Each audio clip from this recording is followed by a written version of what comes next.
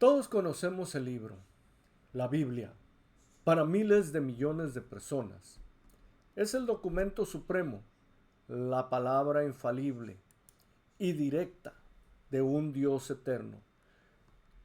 Pero, ¿y si te dijera que la historia de cómo este libro llegó a tus manos es mucho más humana, mucho más caótica, política y francamente imperfecta de lo que te han contado?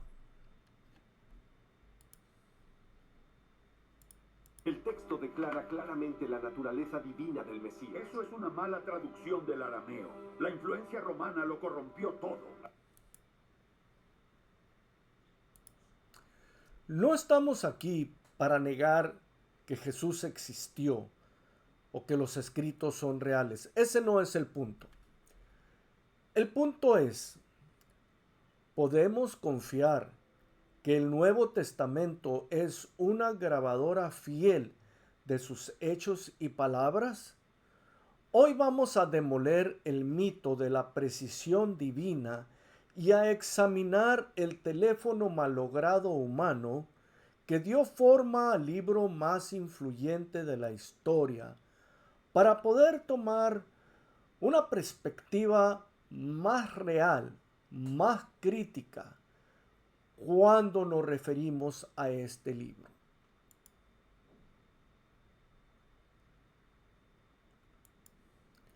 Empecemos pues con el primer gran obstáculo para la exactitud, el tiempo. Tómate un momento y piensa en un ser querido con el que viviste por más de 15 años, un buen tiempo. Ahora trata de recordar una conversación exacta que tuviste con él o con ella hace, no sé, 10, 5 años. ¿Puedes recordar cada punto y coma?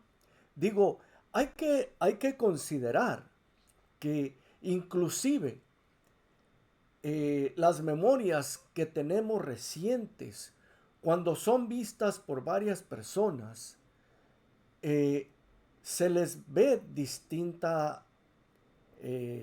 distintos detalles. En veces detalles que son sumamente importantes se exageran o completamente se eliminan de la ecuación. ¿Por qué? Pues porque somos humanos, esa es la naturaleza del ser humano y esto es la naturaleza bajo la cual se va escribiendo el Nuevo Testamento o las memorias de Jesús, sin mencionar las otras. Ahora nomás nos estamos concentrando en los evangelios, las memorias de Jesús.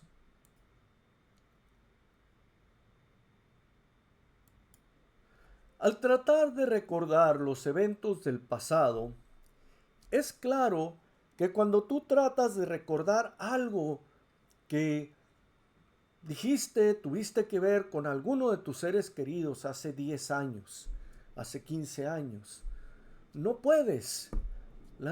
Te faltan detalles y dependiendo de quién está allí, hay cosas que se acuerdan, hay cosas que no. ¿Por qué? La memoria es traicionera, se nubla, se llena de eventos que exageramos, como dije, y a veces recordamos cosas que ni siquiera sucedieron. La mayoría de nosotros no mucho, pero sí, muchas veces le insertamos de nuestra propia cosecha a cosas que no sucedieron. Es la naturaleza humana. Ahora, imagínense a los evangelistas, las personas que en realidad escribieron y redactaron los evangelios, no se hicieron estas redacciones hasta 30 y 70 años después de que Jesús fue crucificado, sin tomar en cuenta que fue un evento emotivamente fuerte, fuertísimo. Y en los eventos fuertes generalmente tendemos a inyectar cosas que queremos haber visto y a anular o a ignorar cosas que simplemente no nos gustaron, ¿verdad?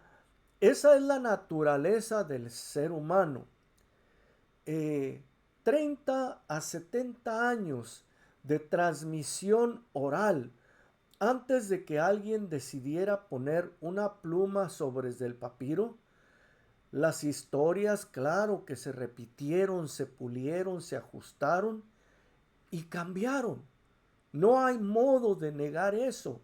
Estas historias no son 100%, no pueden ser 100%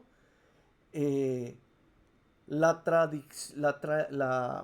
traducción o el escrito exacto de lo que fue Jesús. Es humanamente y divinamente imposible. Porque acuérdense, dicen que Dios no desecha la naturaleza humana, la supone. ¿Ok? So, vamos a tomar en cuenta esto.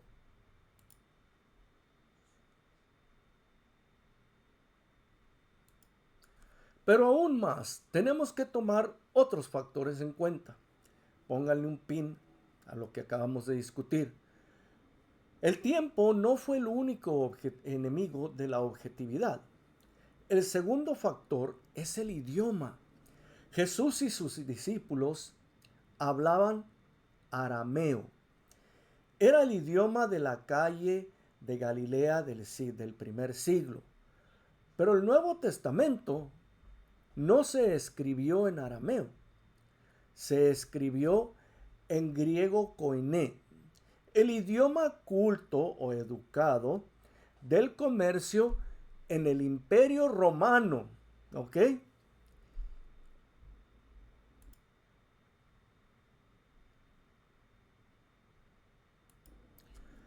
Quisiera hacer énfasis en que la traducción es importante, el tema de la traducción, porque traducir no es simplemente cambiar palabras de un diccionario por otras de otro diccionario.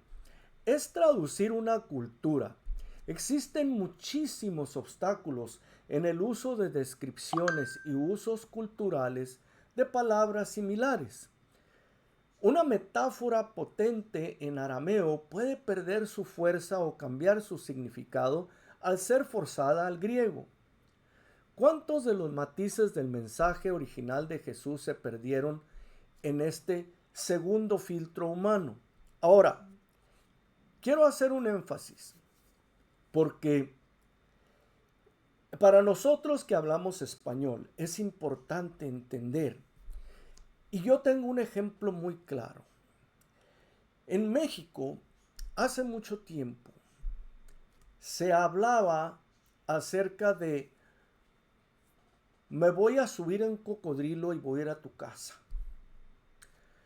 Y habrá mucha gente que dirá que esta persona está loca, es un salvaje que doma cocodrilos. No, es que en algunas partes de México, la palabra cocodrilo, que para la mayoría de la gente es un cocodrilo, es un animal. Bueno, en ciertas partes de México, Distrito Federal, por lo que tengo entendido, cocodrilo se le decía a un taxi. Imagínense que alguien haya escrito: Jesús se subió en un cocodrilo y fue al centro. Daría una imagen y una realidad completamente distinta de lo que podría haber sido esa descripción de ese evento. ¿Me explico? 100 años después, la gente pensaría: pues ese Jesús era un salvaje, vaya, los animales le hacían caso. Bueno, no era un animal, era un modo de transportación muy normal. ¿Me explico? O sea, estas son las cosas que no se toman en cuenta cuando se habla de los evangelios, ¿verdad? Igual que hay veces que aparecen palabras que no de personas que no existían en el tiempo de Jesús. Pero bueno, bastante acerca de esto. Ahora quiero tomar en cuenta otra cosa.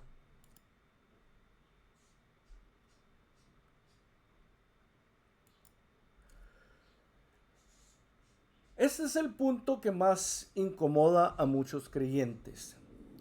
Hubo una cantidad significativa, de escritos que fueron excluidos de la Biblia oficial. ¿Por qué? Porque no quedaba bien con la narrativa que se quería proponer. O sea, ya entrando al concilio, ya había una ideología que se quería proponer. Entonces ya no había objetividad. Existía ya una opinión, vaya, personal o de lo que ya querían que fuera la realidad. Hombres que querían definir qué expresiones debían ser permitidas. O sea, no se entró con una actitud abierta de déjame ver qué dice el otro, sino esto es lo que yo creo de Jesús y esto es lo que debe de ser porque yo creo que yo estoy hablando con el Espíritu Santo. Ese es un problema muy grande que existía y continuará existiendo con todos aquellos que creen que a partir de su oración personal ellos pueden comunicarse con Dios o tener iluminación de Dios porque no entran con una verdadera déjame ver qué dice el otro, sino entran con un a mí ya Dios me habló y no hay nada más que decir. Ahora, hay otra parte de esto que tenemos que ver.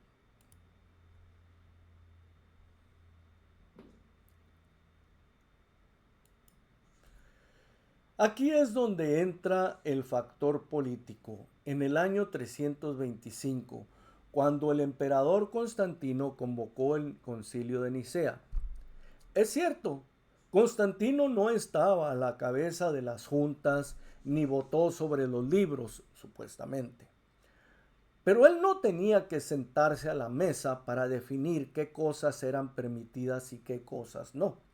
Él era el poder y los líderes de la iglesia lo sabían. ¿Acaso Constantino favorecería una ideología que no le convenía? O sea, la ideología de Constantino era, bueno, yo estoy de acuerdo con que los cristianos sean una religión oficial, pero necesito un libro o unos libros que me presenten su ideología para yo podérsela presentar al pueblo romano como un punto de unificación. Entonces había muchas cosas que Jesús representaba que no se podían pues presentar al pueblo romano, ¿verdad? ¿Por qué? Pues porque si era algo que decía que el pueblo romano estaba completamente lleno de pecado, pues eso no se iba a ver bien, ¿verdad? Si el pueblo romano es un pueblo sucio en los ojos de Dios, pues olvídate. Entonces, se tenían que orillar ciertas ideologías y consecuentemente no se podía ofender al emperador que les iba a dar entrada. Entonces hubo muchas cosas que simplemente por no ser tontos tenían que sacarle la vuelta, ¿no?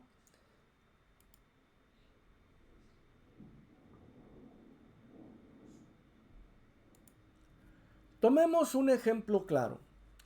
Al principio de los Hechos de los Apóstoles, que este escrito se le atribuye a Pedro, se exigía, bueno, vamos a ver otro punto, no se le exigía, se pedía, se recomendaba que los cristianos vendieran sus propiedades y le dieran el dinero a la iglesia. Eso está escrito claramente en los Hechos de los Apóstoles, ¿verdad? Los que se acordarán, hay varias partes en las cartas de los apóstoles, en los Hechos de los Apóstoles, donde dice que los hermanos compartían sus bienes Y entonces pues a nadie le faltaba nada porque todos compartían, ¿verdad? Pero fíjense a dónde vamos. En el hecho de Ananías y su esposa, no me acuerdo si llamaba Sara o qué, ellos venden sus propiedades, toman el dinero y deciden guardar la mitad y darle la otra mitad a la iglesia, ¿verdad? La iglesia, pero fíjense, o sea, hay que ver el punto humano, porque estamos hablando cultura, sociedad y gobierno, porque la iglesia desde un principio tiene un tipo de gobierno. Están los apóstoles, están los presbíteros, ¿verdad? Que son los ancianos de las comunidades. Y eso va formando un punto de cultura donde, pues no te van a forzar a dar tu propiedad, a vender tu propiedad, pero es algo que todos hacen. Si no lo haces tú, ¿qué va a pasar? Te vas a ver como no de los bellacos, de los feos, ¿verdad? Entonces no te van a decir que lo tienes que hacer. Pero ya cuando es un punto donde todos lo hacen, se forma una obligación tácita. Nadie te lo dice, pero sabes que lo tienes que hacer a tal grado, ¿verdad?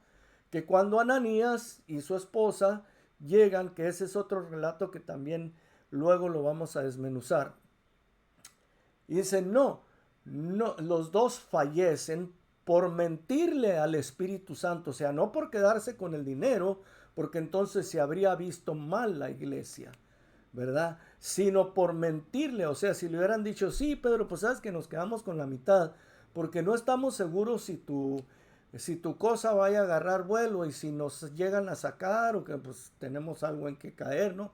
No le iban a decir eso a Pedro en una situación donde se suponía que ya Dios iba a venir, nos iba a llevar a todos. Pero entonces, supuestamente, por mentirle al Espíritu Santo, fallecen los dos, ¿verdad? Pero esos detalles, ese detalle, y toda la vida de Jesús exige que para lograr la perfección tienes que dejar los bienes materiales. Es más, dice, hey, una persona es más fácil que un camello pase por el ojo de una aguja a que una persona rica se salve. Claro que la iglesia dice, bueno, es que para Dios no hay imposibles. No, te está presentando una realidad de que no, una persona rica no va a entrar al reino de los cielos. No hay vuelta de hoja a eso, ¿verdad? Y lo puedo reforzar con otra historia que cuenta Jesús del hombre rico y el hombre pobre que vive afuera de la casa del hombre rico, ¿verdad? El hombre rico se fue al infierno, según la historia de Jesús, no porque tuviera fiestas con actos sexuales ilegales o nada de eso. No, simplemente el hombre se la pasaba comiendo, bebiendo a gusto y no le importaba lo que le pasaba a Lázaro. Ese fue el único pecado de ese hombre. Y sin embargo se fue al infierno. O sea, es muy claro en las enseñanzas de Jesús que la riqueza no va con el ser cristiano. Es algo que completamente lo rechaza. Pero la iglesia no se atreve. ¿Por qué? Oye, los están legitimizando cuando hace algunos días les decían que los cristianos eran criminales, traidores a la patria, casi les decían socialistas. Ese es el mejor ejemplo de cómo la paja humana y la política taparon el mensaje radical y real que Cristo dejó. Ahora,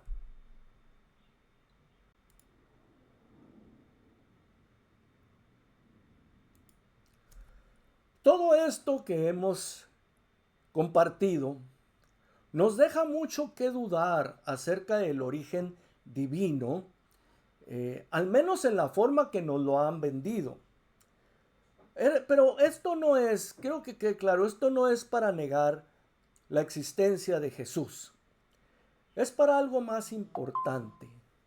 Nos obliga a buscar entre la paja de los errores cometidos por los primeros políticos cristianos y subsecuentemente por los políticos cristianos de hoy en día para reconocer y entender cuál es el punto de Jesús, cuál es el punto de los evangelios.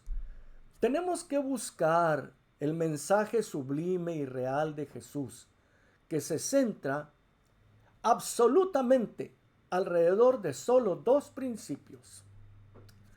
Uno, amar a Dios sobre todas las cosas.